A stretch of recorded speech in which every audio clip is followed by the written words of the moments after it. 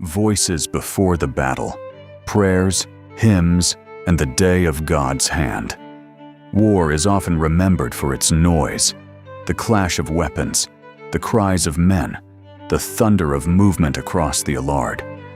But the war scroll reveals something unexpected. Before the weapons are raised, before the first line advances, there are voices, prayers, hymns, declarations, not as ritual alone, but as weapons of a different kind. Because in this battle, victory does not begin with strength, it begins with alignment to God.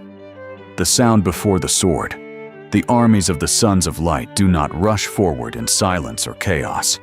They begin with liturgy, words carefully spoken, blessings intentionally declared. The priests stand before the people and speak, "Blessed are you, O God of Israel, who keeps covenant and shows mercy to those who walk in your truth." These are not empty phrases. They are reminders. God is not distant. He is present, active, engaged in the outcome. The people respond, not with fear, but with praise. Because before the battle even begins, they acknowledge something critical. The victory does not belong to them. It belongs to God. The role of the priests. In most wars, leaders shout commands. Here, the priests do something different. They strengthen the heart. They speak courage into the fearful. They call the people back to truth. They remind them, "You are not alone. You do not fight by your own hand. The God of heaven goes before you." Their role is not merely ceremonial, it is foundational. Because fear can break an army faster than any enemy.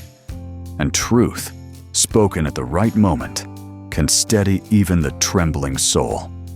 Fear in the midst of conflict. As the battle unfolds, the prayers do not stop.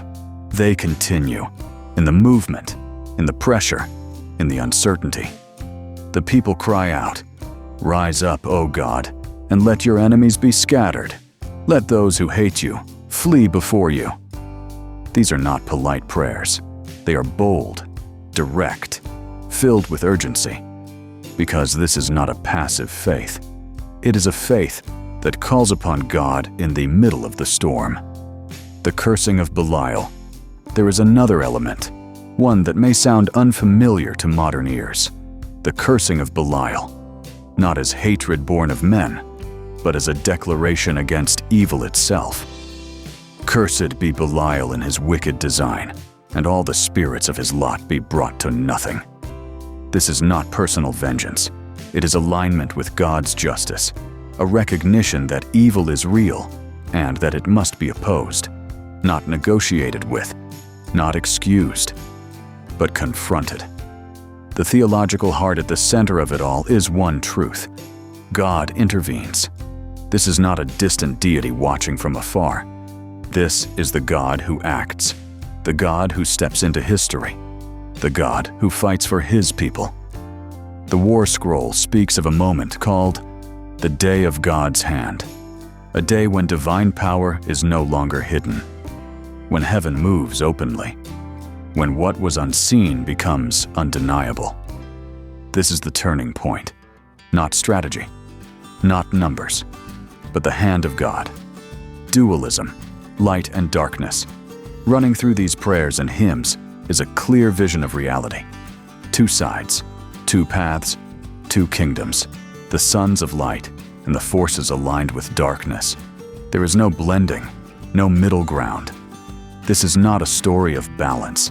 It is a story of conflict, a recognition that truth and falsehood, righteousness and corruption cannot coexist without tension. And yet, the tone is not despair. It is confidence, because the outcome is not uncertain. Praise after the victory, when the battle turns, when the enemy falls back, when the dust begins to settle, the voices rise again. But this time, in praise. Blessed be the God of Israel, who has given victory to his people. By his hand we stand, and by his power the enemy is defeated. The people do not claim glory. They do not boast in their strength. They remember it was never theirs to begin with. The lesson for today: these ancient words are not locked in the past. They speak forward, because the battlefield may look different today, but the need is the same. There are still moments before the struggle when the heart must choose.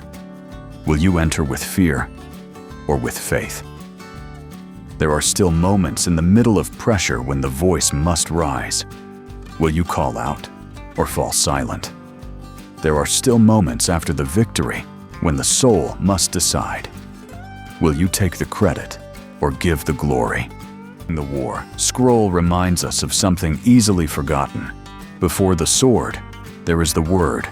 Before the battle, there is the prayer.